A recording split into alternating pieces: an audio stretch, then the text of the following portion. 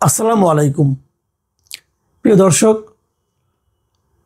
আগামী নির্বাচনে যে নির্বাচনটা আগামী ফেব্রুয়ারিতে হতে যাচ্ছে, সেই নির্বাচনে নানা ধরনের সমীকরণ কিন্তু এখন করা হচ্ছে।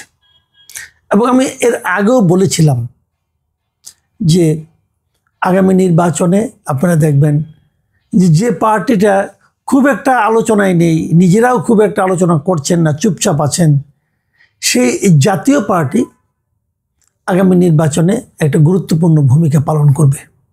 এটা হলো নির্বাচনী ইকুয়েশনের কথা বলছি আমি কিন্তু জাতীয় পার্টিকে খুব ভালো কোনো পলিটিক্যাল পার্টি মনে করি না।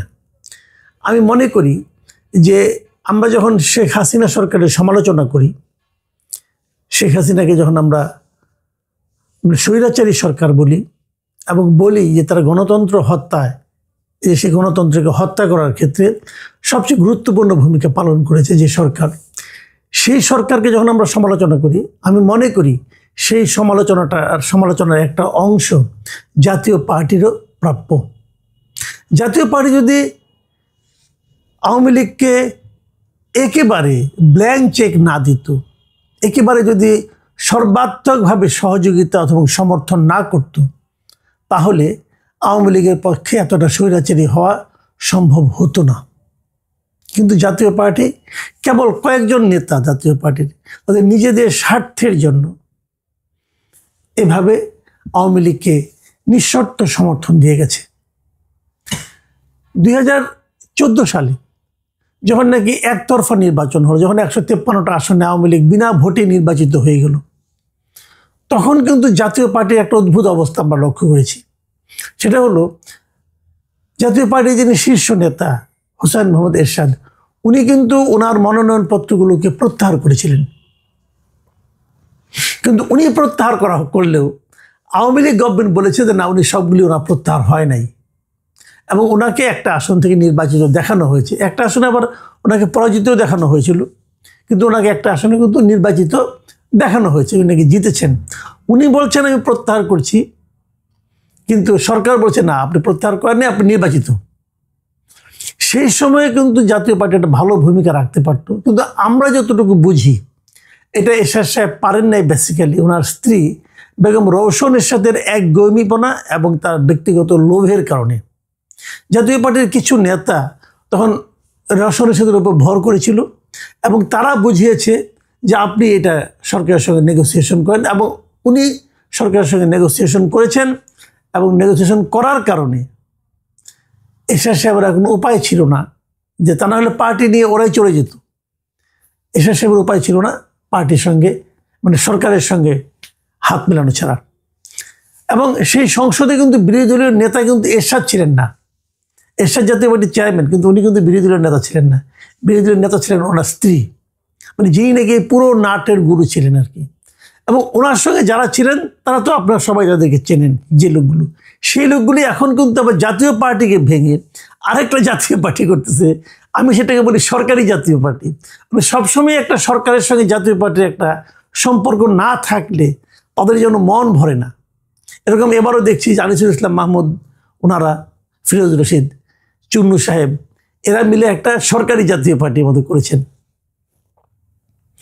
এই অবস্থায় আমরা দেখলাম জাতীয় পার্টিকে নিয়ে প্রথম যে বড় ঝামেলাটা হলো যে গণ অধিকার পরিষদের সঙ্গে জাতীয় পার্টির একটা ঝামেলা, এবং তারা আন্দোলন শুরু করলো জাতীয় পার্টিকে নির্বাচনের বাইরে রাখতে হবে।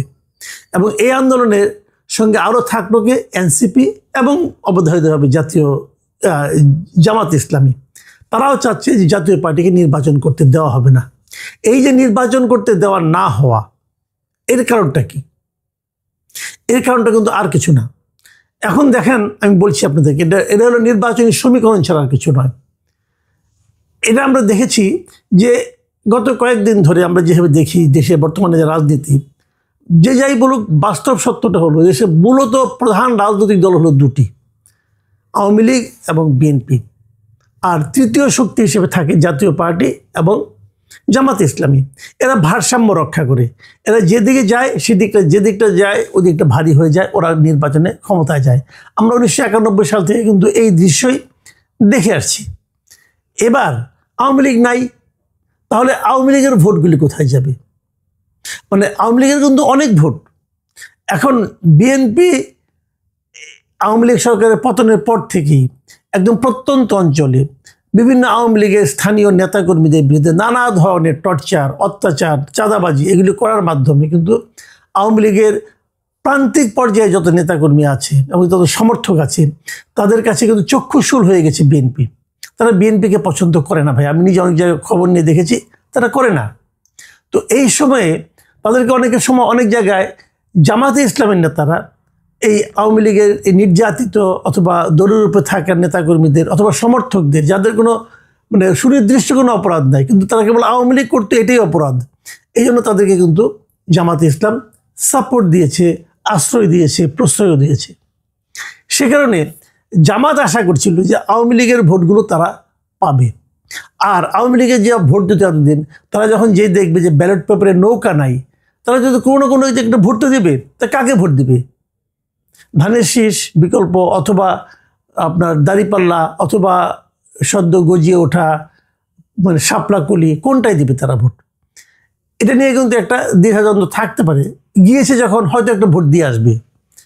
সেখানে যদি লাঙল মার্কা থাকে তাহলে সেটা কিন্তু জামাতের জন্য একটা বড় চিন্তার কারণ হয়ে দাঁড়াবে। জামাত কিন্তু অনেক জায়গায় হিসেব করছিল যে তারা আওয়ামী লীগের এই ভোটগুলি পাবে, কিন্তু যদি লাঙল মার্কার একটা প্রতীক সেখানে থাকে তো সেটা কিন্তু আমি মনে করি যে জামাতের জন্য একটা বড় চিন্তার কারণ। এবং এই জন্যই জামাতও চাচ্ছিল যে জাতীয় পার্টিকে যদি নির্বাচনের বাইরে রাখা যায় তাদের জন্য ইজি হয় একটা ভালো রেজাল্ট করার জন্য। এবং সেজন্য আমরা দেখেছি জাতীয় পার্টি কোনো একটা অনুষ্ঠান করতে পারে না, জাতীয় পার্টি একটা আলোচনা সভা করতে গেলে সেখানে ভাঙচুর হয়, জাতীয় পার্টির অফিসে আগুন দেওয়া হয়েছে পর্যন্ত। কিন্তু এর প্রতিবাদে জাতীয় পার্টিকে আমি দেখেছি একটা অসাধারণ একটা টেকনিক, মানে আপনার এটাকে কী বলবো, কৌশলী ভূমিকা অবলম্বন করতে। তারা মুখে কিছু বলে না, চুপচাপ থাকেন। তাদের দু একজন নেতা আছেন যারা বিভিন্ন টকশোতে যান, সেখানে যে আবার খুব ভোকাল এবং খুব লজিক দিয়ে তারা কথা বলেন, কিন্তু তারা মাঠের রাজনীতিতে খুব একটা ভোকাল এবং অ্যাক্টিভ না, তারা চুপচাপ আছেন। এখন প্রশ্ন হচ্ছে, যদি আওয়ামী লীগ শেষ পর্যন্ত সিদ্ধান্ত নেয় যে তারা ভোট দেবে এবং যদি জাতীয় পার্টি নির্বাচনে অংশ নেয়, তাহলে সেটা কিন্তু আমি মনে করি পুরো নির্বাচনী চেহারাটাকে পাল্টে দেবে। জাতীয় পার্টিকে যখন নিষিদ্ধ করার কথা বলা হচ্ছিল, বিএনপি কিন্তু এই দাবিতে সায় দেয়নি। বিএনপি শুরুতে আওয়ামী লীগের নিষিদ্ধের ব্যাপারেও সায় দেয়নি, কিন্তু পরে নিষিদ্ধ যখন করা হয় তখন বিএনপি আপত্তিও করেনি। এবং আমার ধারণা বিএনপি এতদিনে বুঝতে পেরেছে যে ওই সময় আপত্তি না করে তারা খুব একটা লাভ করেনি। যাই হোক, সেটা অন্য হিসাব, এটা নিয়ে অন্যরকম আলোচনা হচ্ছে। ওই আলোচনা, আওয়ামী লীগ আলোচনায় আমি যাচ্ছি না, আমি আলোচনা যাচ্ছি জাতীয় পার্টি আলোচনা নিয়ে। তো এখন জাতীয় পার্টি নির্বাচন করতে পারবে কি পারবে না, এটা নিয়ে কিন্তু অনেক ধরনের কথাবার্তা চলছিল। তো আমরা এর মধ্যে দেখলাম গত শুক্রবার দিন আপনার মাগুরায় একটা অনুষ্ঠানে একটা কলেজের একটা ক্রীড়া প্রতিযোগিতা উদ্বোধন করতে গিয়েছিলেন আমাদের প্রধান উপদেষ্টার প্রেস সচিব। তিনি সেখানে বলেছেন যে জাতীয় পার্টি যদি ইলেকশন করে তাহলে আমাদের কোনো আপত্তি নাই। আমি ওনার কথাটা বরং আপনাদেরকে একদম হুবহু পড়ে শোনাচ্ছি। তিনি বলেছেন, জাতীয় পার্টি একটি স্বৈরাচারের দোসর পার্টি। অবশ্য জাতীয় পার্টি নিষিদ্ধ হয়নি, কিন্তু জাতীয় পার্টির ব্যাপারে আমাদের অবস্থান স্পষ্ট। তারা যদি ইলেকশন করতে চায় সেটা তাদের ইচ্ছা, তবে আমরা সবসময় বলবো, ইতিহাস বলবে, জাতীয় পার্টি স্বৈরাচারের ভয়ঙ্কর রকমের দোসর ছিল। এই যে কথাটা উনি বলেছেন, এই কথাটা কিন্তু আমি অস্বীকার করি না। আমি ওনার কথার এখানে আমি কোনো ভুল ধরতে পারবো না এবং ধরতে চাইও না।